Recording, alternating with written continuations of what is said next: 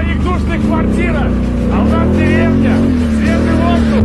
Приходи ко мне вечером, я люблю наши летние встречи, тепло июля, красивые плечи.